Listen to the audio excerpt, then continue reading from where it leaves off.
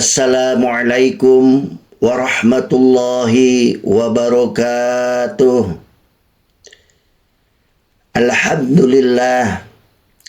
Alhamdulillahi hamdan yuwafi ni'amahu wa yukafi mazidah. Ya Rabbana lakal hamdu kama yanbaghi li jalali wajhikal karim wa li azimi sultanik.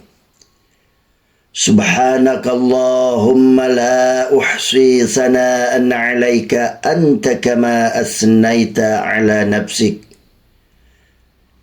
Ashhadu an la ilaha illallah wahdahu la syarika lah wa ashhadu anna Muhammadan 'abduhu wa rasuluhu wa safiyuhu wa khaliluh.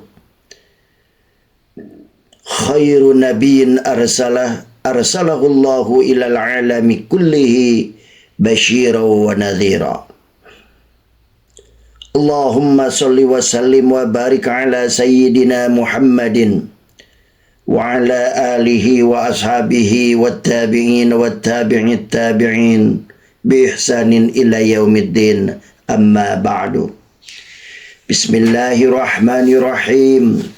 Rabbi syrah li sadri wa yassir li amri wahlul 'uqdatam min lisani yafqahu qawli.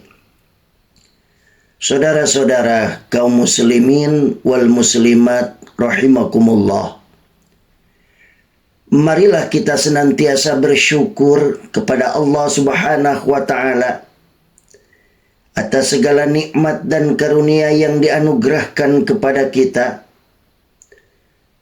khususnya nikmat iman dan kesehatan, sehingga kita masih dapat melaksanakan aktivitas keseharian kita.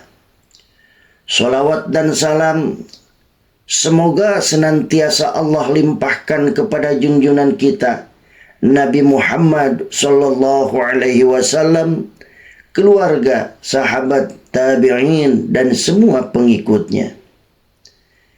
Melalui pengajian ini saya mengajak kepada pribadi saya sendiri dan seluruh mustami'in yang mendengarkan pengajian ini untuk senantiasa meningkatkan keimanan dan ketakwaan kita kepada Allah Subhanahu wa ta'ala. Kenapa demikian? Karena hanya dengan takwa inilah kita semua bisa menjadi hamba yang selamat di dunia dan akhirat.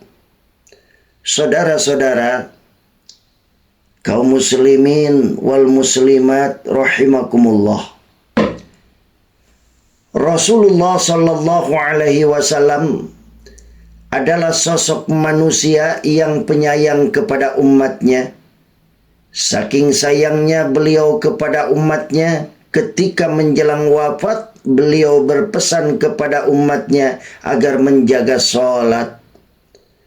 Bahkan pesan ini beliau sampaikan sebanyak 3 kali.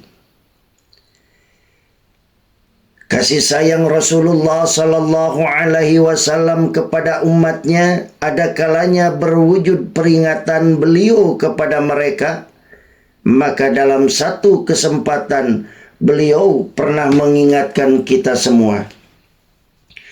Raghima ampurojulin dzukirtu indahu falam yusalli alayya wa raghima ampurojulin dakhala alaihi ramadhanu thumman salakha qabla ayyughfara lahu wa raghima ampurojulin adraka indahu abawahul kibara falam yudkhilahul jannah.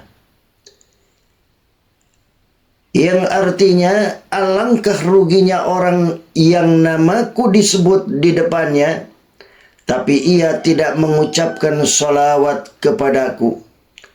Alangkah ruginya orang yang mendapati bulan Ramadan kemudian sampai Ramadan selesai dosa-dosanya belum diampuni Allah. Alangkah ruginya orang yang mendapati kedua orang tuanya atau salah satunya berusia lanjut, namun hal itu tidak membuatnya masuk surga karena enggan berbakti kepadanya. Hadis riwayat Tirmidzi. Saudara-saudara yang dirahmati Allah, dalam hadis yang mulia ini Rasulullah Sallallahu Alaihi Wasallam mengabarkan bahwa ada 3 golongan manusia yang mengalami kerugian besar.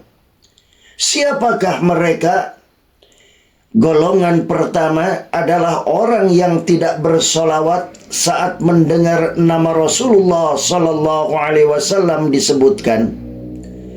Membaca solawat termasuk ibadah yang berpahala besar. Sangat merugilah orang yang enggan membaca solawat saat ia mendengar nama Rasulullah Sallallahu Alaihi Wasallam disebutkan. Dalam hadis yang lain disebutkan bahwa orang yang enggan bersolawat termasuk kategori orang yang pelit. Al-bakhilul ladzi man dzukirtu indahu falam yusalli alayya. Orang yang pelit adalah orang yang ketika namaku disebut di sampingnya ia tidak membaca solawat kepadaku. Hadis riwayat Tirmidzi.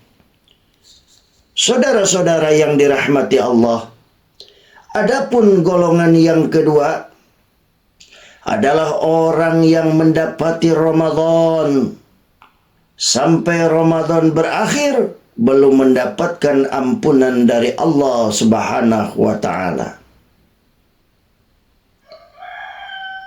Bagi orang yang mendapati Ramadan, maka itu adalah kesempatan emas untuk meraih ampunan Allah.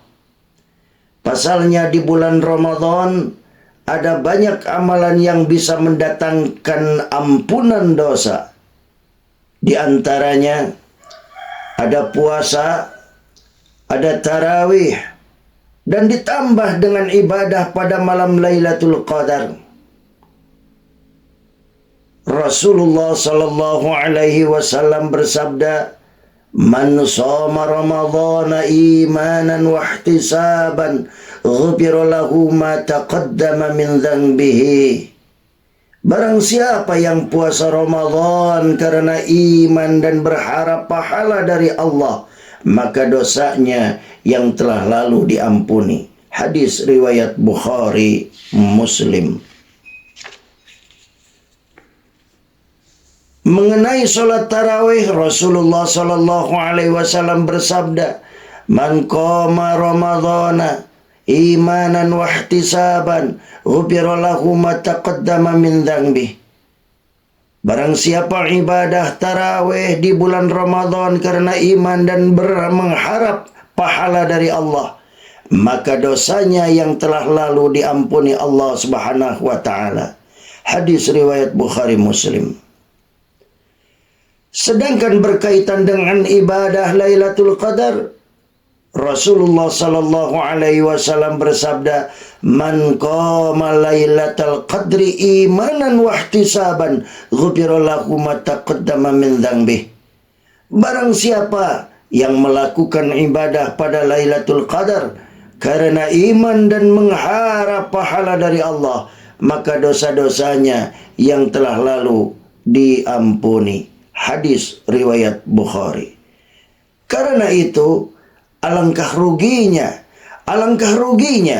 ia jika telah meraih ampunan Allah sampai Ramadan atau belum dapat meraih ampunan Allah sampai Ramadan berakhir. Saudara-saudara yang dirahmati Allah Subhanahu wa taala. Adapun golongan yang ketiga adalah orang yang diberi kesempatan oleh Allah untuk mendapati orang tuanya dalam kondisi usia lanjut, namun ia enggan berbakti sehingga tidak masuk surga. Bakti kepada orang tua, birrul walidain, wajib bagi setiap muslim dan muslimah. Sebaliknya, durhaka kepada orang tua termasuk kategori dosa besar. Ingat sekali lagi, durhaka kepada orang tua termasuk kategori dosa besar. Dalam banyak ayat Al-Quran terdapat perintah untuk berbakti kepada orang tua. Bahkan perintah ini disandingkan setelah perintah untuk ibadah kepada Allah dan tidak menyekutukannya dengan sesuatu pun. Salah satunya terdapat dalam surat An-Nisa ayat 36. Wa'budullaha wa la tusyriku bihi syai'a wa bil walidaini ihsana wa bidzil qurba wal yatama wal masakini wal jari dzil qurba wal jaril junubi wasahibu bil janbi wabnis sabili wa ma malakat aymanukum innallaha la yuhibbu man kana mukhtalan fakhura. Dan beribadahlah kepada Allah dan janganlah kamu mempersekutukannya dengan sesuatu apapun, dan berbuat baiklah kepada kedua orang tua, karib kerabat, anak-anak yatim, orang-orang miskin, tetangga dekat, tetangga jauh, teman sejawat, ibnu sabil, dan hamba sahaya yang kamu miliki. Sungguh Allah tidak menyukai orang-orang yang sombong dan membanggakan diri. Al-Quran surat An-Nisa ayat 36. Berbakti kepada orang tua bisa mengantarkan kita masuk ke dalam surga. Maka amat rugi dan celakalah orang yang punya kesempatan untuk berbakti kepada orang tuanya namun tidak melakukannya sehingga ia tidak dimasukkan ke dalam surga. Saudara-saudara yang dirahmati Allah, itulah 3 golongan manusia yang mengalami kerugian besar dan semoga dapat kita hindari. Semoga kita menjadi orang yang taat kepada Allah dan dapat berbakti kepada kedua orang tua, memanfaatkan sisa-sisa umur kita untuk selalu bertaqarrub, beribadah kepada Allah Subhanahu wa Ta'ala. Semoga Allah Subhanahu wa Ta'ala selamanya menyelamatkan kita, membimbing kita dari segala kerugian. Akhirnya, marilah kita tutup pengajian pada hari ini dengan bacaan Alhamdulillah, Alhamdulillahi Rabbil Alamin. Mohon maaf yang sebesar-besarnya bila ada kata yang kurang pas, dan apabila ada yang bisa diambil, dimanfaatkan, itulah hidayah dari Allah. Semoga bermanfaat. Wabillahi taufiq wal hidayah wal afu minkum wallahul muwafiq ila aqwamit thariq. Wassalamualaikum warahmatullahi wabarakatuh.